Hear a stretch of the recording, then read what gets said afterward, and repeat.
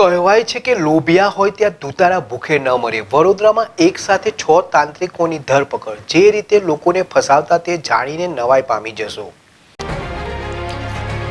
વડોદરામાં છેલ્લા કેટલાક સમયથી ઠગ તાંત્રિકો લોકોને લોભામણી લાલચો આપીને લૂંટતા હતા, જેને લઈને પોલીસ એક્શન મોડમાં આવી હતી અને કુલ 6 ઠગ તાંત્રિકોને ઝડપી પાડ્યા છે। આ આરોપીઓ લોકોને એકા ડબલ કરવાની લાલચ આપીને લૂંટતા હોવાનું સામે આવ્યું છે। તેમની પાસેથી લાખો રૂપિયાનો મુદ્દા માલ પણ મળી આવ્યો છે। ગુજરાતીમાં એક પ્રખ્યાત કહેવત છે કે જ્યાં લોભિયા હોય ત્યાં દૂતારા ભૂખે ન મરે। ત્યારે આ કહેવતને સાર્થક કરતો જ એક કિસ્સો સંસ્કારી નગરી વડોદરાથી સામે આવ્યો છે। ધૂળી ધૂળીને લોકોની આંખમાં ધૂળ નાખનારા ભુવાઓ એકા ડબલ કરવાની લાલચ આપી લોકોને છેતરતા હતા। ત્યારે ક્રાઇમ બ્રાન્ચની ટીમે આ ભુવાઓને મારીને ભૂત બનાવતા અનેક ગુનાઓના ભેદ ઉકેલાયા છે। કુલ 6 ઠગ તાંત્રિકોની પોલીસે ધરપકડ કરી છે। આમ તો એવું પણ કહેવાય છે કે જ્યાં શ્રદ્ધા હોય ત્યાં પુરાવાની શું જરૂર છે।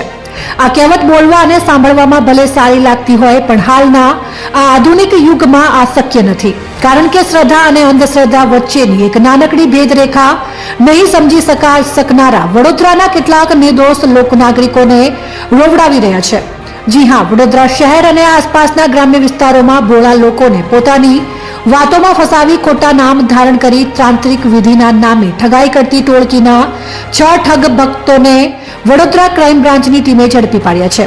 આ ઠગબાજ ટોળકીના અમુક સભ્યો ખોટું નામ ધારણ કરતા હતા અને તેમના સાગીરતો લોકોને ચૂનો ચોપડવા, તેમનો વિશ્વાસ જીતવા જાળ બિછાવતા હતા। ખાસ કરીને મહિલાઓને ટાર્ગેટ કરી 10 રૂપિયાની મોળ છાપવાળી નોટ, 3 આઠડાવાળી નોટ તેમજ માતાજીના ચિત્રવાળા સિક્કા પર તાંત્રિક વિધિ કરીને એકા ડબલ તેમજ 10 ગણા કરી આપવાની લાલચ આપતા અને બાદમાં અવાવરૂ જગ્યાએ લઈ જઈને તાંત્રિક વિધિનો ઢોંગ કરી નાગરિકો પાસે ડબ્બામાં રૂપિયા મુકાવી લોકોની નજર ચૂકવી રૂપિયાવાળો ડબ્બો બદલી તેના બદલે નાળિયેર રાખેલા ડબ્બા નાગરિકોને આપીને વિશ્વાસઘાત અને છેતરપિંડી કરી રૂપિયા પડાવી લેતા હતા।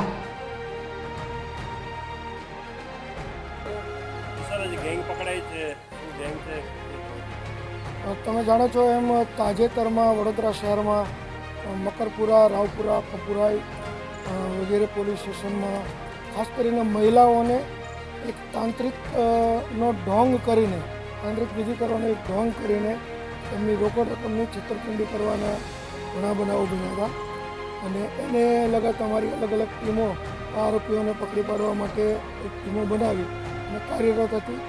એમાં ગઈકાલે અમને ટોટલ 6 આરોપીઓ આ ગુનાના કામે મળી આવ્યા છે, જેઓના નામ છે પ્યારે સાહેબ ઉર્ફે પ્યારો જીવાભાઈ, બીજો છે કાળુભાઈ ફતેહસિંહ સોલંકી, 3 નંબર છે ઇરફાન મહેશ મુસ્તફા, 4 નંબર છે ફિરોજ ઉર્ફે લાલો ફતેહસિંહ, મકબૂલ શાહ અબ્દુલ શાહ દિવાન અને અનવરભાઈ કરીમભાઈ ગરસ। એ સિવાય પણ હજી 4 આરોપી છે કે જે આરોપીની ગેંગમાં, આરોપીની 10ની ગેંગ હતી, 4 આરોપી પકડવાના બાકી છે। એમની પાસેથી 6,75,000 રૂપિયા રોકડા અને ટોટલ બીજો મુદ્દામાલ મળીને 8 લાખ રૂપિયાનો મુદ્દામાલ પણ કબજો કરવામાં આવ્યો છે। આ લોકોની એમો એવી છે કે તેઓ ખાસ કરીને મહિલાઓને ટાર્ગેટ કરે છે। સૌપ્રથમ તો કોઈ બીજી ત્રીજી રીતે મહિલાઓ, ધારો કે રિક્ષા ચાલક તરીકે પણ પેસેન્જર તરીકે મહિલાને બેસાડી અને એને એ વાતમાં ભરમાવે છે કે જો આ પ્રકારની એક ચલણી નોટ હોય, દાખલા તરીકે મોરવાળી નોટ હોય અથવા તો એના આંકડા છે એ 3 અઠ્ઠાવાળી કે 3 નવાવાળી આ પ્રકારની નોટ હોય તો એના ઉપર જો તાંત્રિક વિધિ કરવામાં આવે તો નાણાં ડબલ થઈ જાય, 10 ગણા થઈ જાય, આવી રીતે ભરમાવે।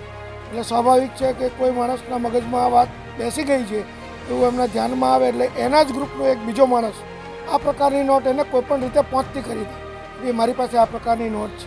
એટલે સ્વાભાવિક છે કે વ્યક્તિ સામેથી અગાઉ જે વ્યક્તિએ જેને કીધું હોય એનો કોન્ટેક્ટ કરે, કારણ કે એણે મોબાઈલ નંબર એનો આપી રાખ્યો હોય છે અને એ લોકો નામ પણ ખોટા ધારણ કરતા, રમેશ છે, મહારાજ, અલગ અલગ નામ પોતાના ખોટા ધારણ કરતા।